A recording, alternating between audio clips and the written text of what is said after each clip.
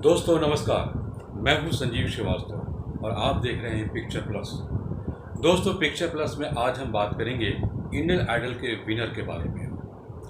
Indian idol में अब तक 12 विनर हो चुके हैं। इस बार का खिताब पवनदीप राजन ने जीता है। सबसे पहले तो हम पवनदीप राजन को ढेर सारी बधाइयाँ देते हैं और शुभकामनाएँ देते हैं उनके उज्जवल भविष्य के लिए। पवनदीप ही नहीं बल्कि पवनदीप के अलावा देश के कोने कोने से तमाम वे प्रतिभागी जिन्होंने इंडियन आइडल के मंच पर भाग लिया और अपनी कला का प्रदर्शन किया, उन सभी को बहुत बहुत शुभकामनाएं कि उन्होंने यहाँ तक का सफ़र तय किया। लेकिन सबसे बड़ा सवाल यह है कि अब तक इंडियन आइडल के 12 विनर हो चुके हैं। यह सन 2004 से शुरू हुआ था, लेकिन क्या आपको यह मालूम है कि आखिरकार किस विनर ने फिल्म इंडस्ट्री में कोई बड़ा नाम कमाया या फिर बड़ा मुकाम हासिल किया? जाहिर सी बात है, जब हम इसकी तलाश करने जुटते हैं तो हमें बहुत ही निराशा होती है। सबसे पहले मैं उन 12 कलाकारों के नाम आपको सुनाता हूँ जिन्होंने अब तक इंडियन आइडल खिताब अपने नाम किया है।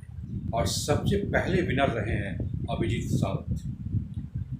और अभिजीत सावंत जैसे ही विनर घोषित किए गए थे तो उसके बाद देश भर में उनकी धूम मच गई थी।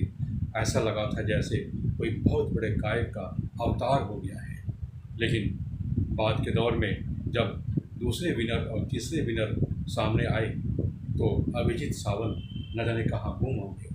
और बाद में यह पता चला कि अभिजीत सावंत गायकी के साथ साथ अभिनय भी करने लगे हैं और साथ में रियलिटी शो में भाग भी लेने लगे हैं।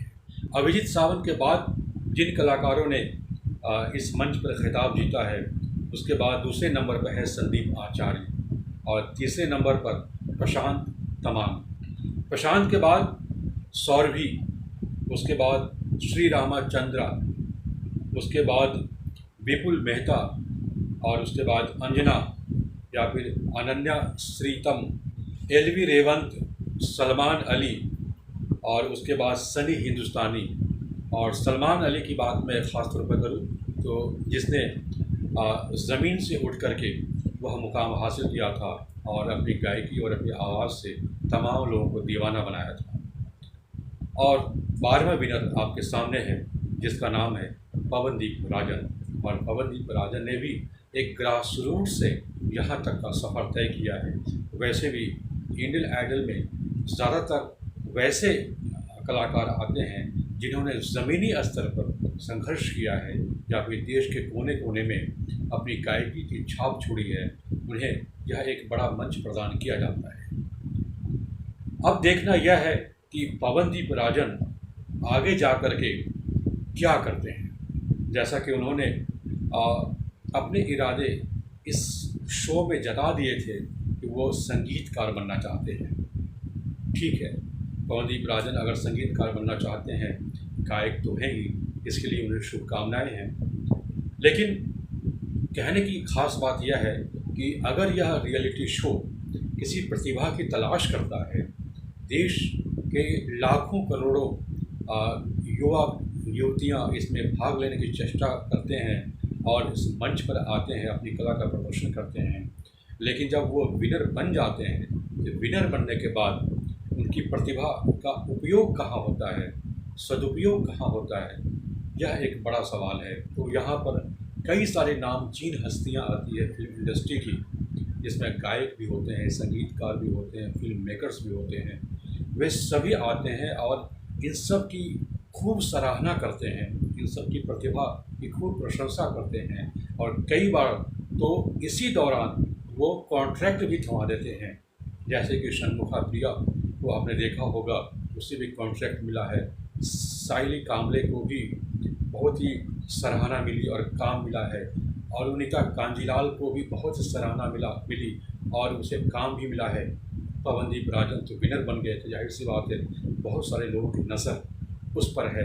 इससे पहले भी अगर हम देखें तो कई सारे जो शो हो चुके हैं, उन सबको शो के दौरान बहुत सारे काम मिले, लेकिन जब शो ख़त्म हो जाता है उसके बाद ये प्रतियोगी कहाँ गुम हो जाते हैं या फिर इनकी प्रतिभा का इंडस्ट्री में सदुपयोग क्यों नहीं किया जाता? यह एक अबूझ सी पहेली है।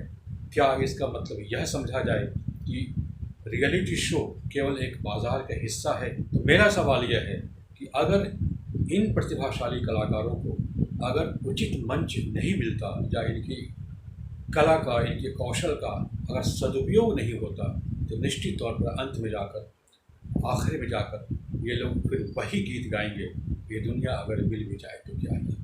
इसलिए आप सभी तमाम नामचीन हस्तियों से भी हमारी यही अपील है कि प्रतिभाशाली की प्रतिभा को पहचानिए, उनकी प्रशंसा करें, यह तो ठीक है, लेकिन उन्हें उचित अवसर भी दें, उन्हें मौका भी प्रदान करें, ताकि उनका मकसद कामयाब हो, उनकी मंजिल उन्हें मिल सके।